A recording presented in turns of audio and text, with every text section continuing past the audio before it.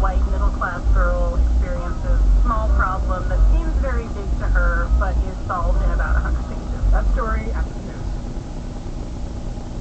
Live from NPR News in Culver City, California, I'm Dwayne Brown. The body of former President George Herbert Walker Bush has arrived at the U.S. Capitol following a brief ceremony at Joint Base Andrews outside Washington, D.C. this afternoon.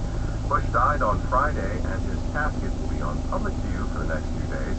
Here's Brian Naylor has this update. Bush will lie in state until Wednesday morning's funeral at Washington National Cathedral. Wreaths will be placed by congressional leaders from both parties. Bush's casket will be on public view until Wednesday morning, when it will be taken to the cathedral for a state funeral. Wednesday has been designated by President Trump as a national day of mourning, and most federal agencies will be closed. Brian Naylor, NPR News, Washington.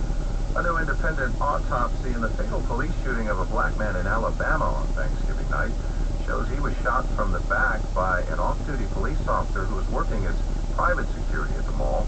Civil rights attorney Ben Crump is representing the family of D.J. Bradford Jr. and says findings suggest he was fleeing when the officer shot him. There's nothing that justifies him shooting E.J. as he's moving away from him. You're not a threat when you're running away. Police initially thought Bradford was the suspect in an active shooting incident. Crump says there's nothing to justify the shooting, and the Bradford family is demanding justice. The investigation is being handled by the Alabama Law Enforcement Agency, which has yet to release any further details on the case, including the officer's name.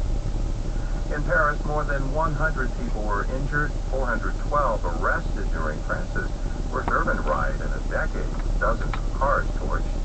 Saturday's rioting was the third straight weekend of clashes between police and protesters against increased taxes and living costs in the French capital.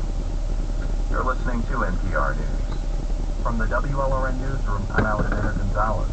The civil rights group is calling for the state to reopen Supreme Court nominations after the final applicant list failed to include any African Americans. The state division of the National Association for the Advancement of Colored People, or NAACP, demanded the process be reopened on Friday. Justice Peggy Quinn is currently the only African American on the Supreme Court, but she and two other justices are slated to retire in January. And state senators will again consider a bill that would prevent local governments from regulating homeowners' vegetable gardens. The bill began as a legal dispute between two homeowners in the village of Miami Shores. That was because of an ordinance that banned vegetable gardens on front yards. The homeowners kept the front yard garden for nearly 2 decades, but they had to uproot their vegetables to avoid potential fines.